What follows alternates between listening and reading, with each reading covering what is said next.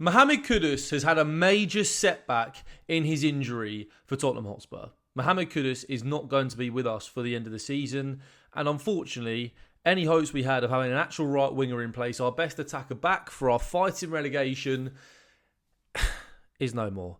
How devastating is that piece of injury news? I've been away since national break. I've not posted on YouTube, I don't think, in about 7 days. So, hello, I'm back. But it's just one of those where I was allowing myself to get a little bit excited, a little bit hopeful for the Sunderland game. Mohammed Kudus being back was a large part of that. Actually having, square pegs in square holes in attack as opposed to square pegs in round holes for the last 4 months since Kudus got injured, since Odeberg got injured as well. And I was so hopeful for his return. A man that can create something out of nothing, the spark that you need in your attack when you are fighting relegation, when you are in the kind of situation that Tottenham Hotspur currently find themselves in. And so for him to have a setback in the way that he has as well is not just gutting for us, it's also gutting for him personally. It looks as though his World Cup hopes are also now in serious doubt. And when have you ever seen an injury crisis like this? Genuinely, when have you ever? I mean, I'm going to get on to talk about the injury crisis in full detail later because it is statistically going to be the worst the Premier League has ever seen in its entire history out of, I think, 650-something squads that have ever been in the Premier League, from all of the teams that have ever been in the Premier League. This squad has experienced the worst injury crisis. The worst. And so, what can you do? We just sit here every single week and get another piece of devastating injury news every single week. And as you can see here, Mohammed Kudus has suffered a fresh injury blow with fears that he could require surgery to rectify the setback.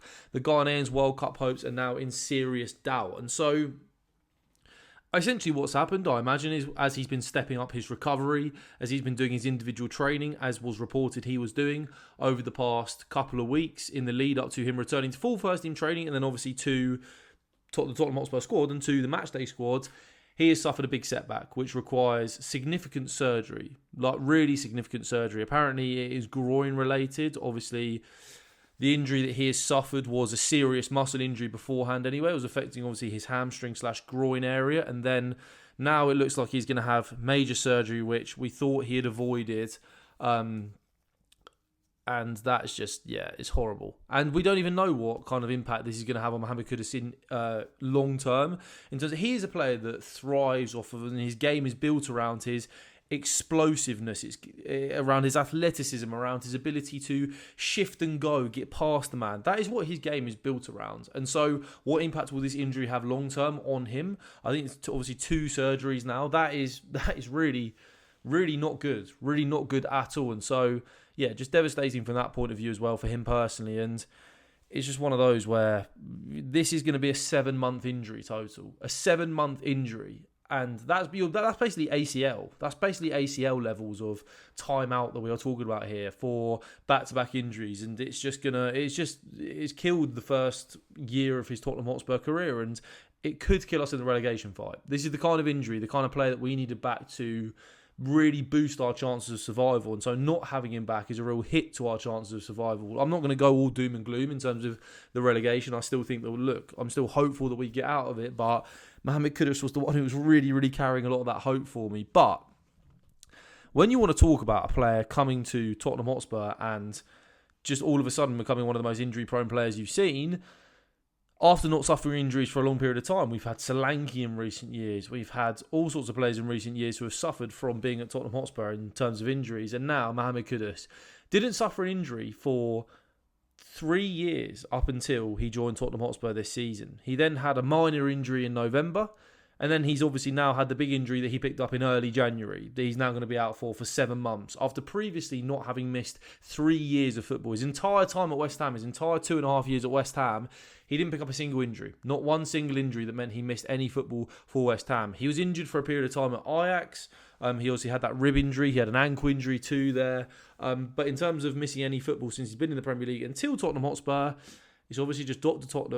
Tottenham coming to obviously visit and coming to injure. It's just one of those, right, where there's a number of factors as to why he's got injured at Tottenham Hotspur. The first one is how overly reliant we were on him at the start of the season, the amount of football we were playing, and how he nearly had to play every minute because Thomas Frank had no idea how to structure an attack or how to build an attack, how to build an attacking platform in which a team has multiple different threats and multiple different areas where they can hurt an opposition. His entire game plan was get the ball to Mohammed Kudus and hope that he can do some magic and work some magic, create a chance, score a goal, whatever it was. That was his entire game plan. So the fate of Tottenham's attack rested on Kudus' shoulders for 6 months essentially, which was always going to lead to him suffering in terms of either getting an injury or getting major fatigue and major sort of form decline due to that. And I think his form declined in that December period when he was being worn out essentially, when he was getting sort of, you could tell he was flaking a little bit in terms of that fitness, in terms of that explosiveness because of the weight of burden on his shoulder. And then obviously the injury came, the big injury came. And it's just incredible. It's incredible. It's incredible how unfortunate it is, but it's also Tottenham Hotspur's fault. It's not a coincidence at this point, our medical department, that we have had this level of injuries. If anyone still thinks that it is a coincidence, then I don't know what you're seeing really. And thinking about how Tottenham were going to set up, you thought that's going to be such a more balanced front three with Kudus on the right, Solanke up front, Tell on the left. That's three players playing their positions who can all have an impact on the game for Tottenham. You allow Xavi Simons to play in the number 10 role, you would hope, and all of a sudden you're looking at a structured attack. All of a sudden you're looking at hope in the last 7 games of, lots of different threats going into sort of games. And now you're looking at a point of, you've now got Tell playing on the left, but will he have to be shifted over to the right to manage this situation? Is Kolo Muani going to be shoved out to the right, with playing out of position because we don't have that natural right winger anymore? Solanke, Richarlison, what kind of role are they going to play? Xavi Simons, will he have to be utilised out wide due to this injury? It's just like now we've gone back to it be looking like a mess again. Us not having any natural width on the right, a player that is natural on that right-hand side. It's honestly just such a joke. It's such a joke, and that just all of a sudden throws off the balance of that attacking front line again. And just, it's super, super, super disappointing. Super disappointing. And when you see this graphic, right, this article was written on the 21st of January 2026.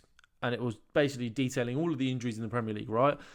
On the 21st of January, Tottenham Hotspur had 19 separate injuries in that one season. Newcastle were the only team above us, but they had less injuries, but more days lost due to injury in that period of time. But Tottenham Hotspur are a close second. We have now leapfrogged Newcastle by a distance. We have had, I believe, 8 or 9 separate injuries since January the 31st. And obviously have had a continuation of players missing in terms of Kudus, Maddison and Kulusevski. None of them have kicked a ball since that point. And Ben Davies too, if you want to add him in there, because, he is part of the squad and he is injured, a long-term one too. So Bentancur has also not kicked a ball since that date. So you look at that and you think, we are now so far and away the team with the worst injuries this season. We are by far and away the team that have had it the roughest there.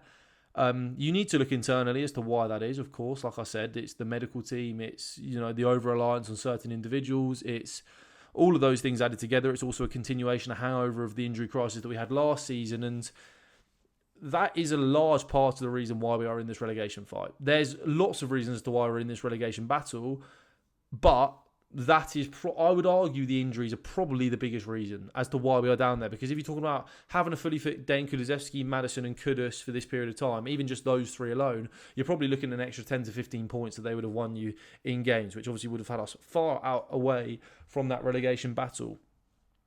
But yeah, you want to look at the January transfer window as well. Mohammed Kudus got injured on the 4th of January, right? We had the rest of the January transfer window to act on that. We sold Brennan Johnson on the 2nd of January. So from the 4th of January until the 31st of January, we were without a right winger. We were without anybody that could cover in that area of our attack. And so to go through that entire period then without signing a player, even if it was an emergency, a loan, whatever it needed to be, we didn't do that. And we put ourselves in this position. Johan Langer came out with a statement directly after that, essentially saying, we didn't want to panic. We didn't want to go with a short-term solution that could harm us in the long term. We didn't want to panic. How do you feel now, Langer? How do you feel now about not panicking? Because we should have panicked. We should have absolutely gone and made that 6-month loan signing. We should have absolutely gone and overspent on that player in that position that could come in and help us for both now and the future. We didn't have a plan in place for that happening. After selling Brennan Johnson on the 2nd of January, we should have had multiple plans in place to combat an injury in our attacking front line, because we didn't have enough players to cover those spaces if we had picked up 1 or 2 more injuries there. And given our recent history, do you not think we should have prepared for that? Obviously we should have, but we didn't.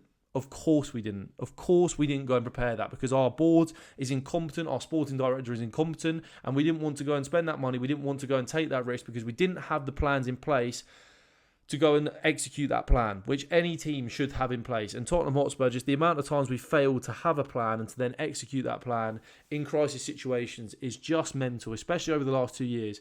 It is just absolutely mental. But look, at the end of the day, it changes things. I'm going to do a Sunderland preview tomorrow, so keep an eye out for that.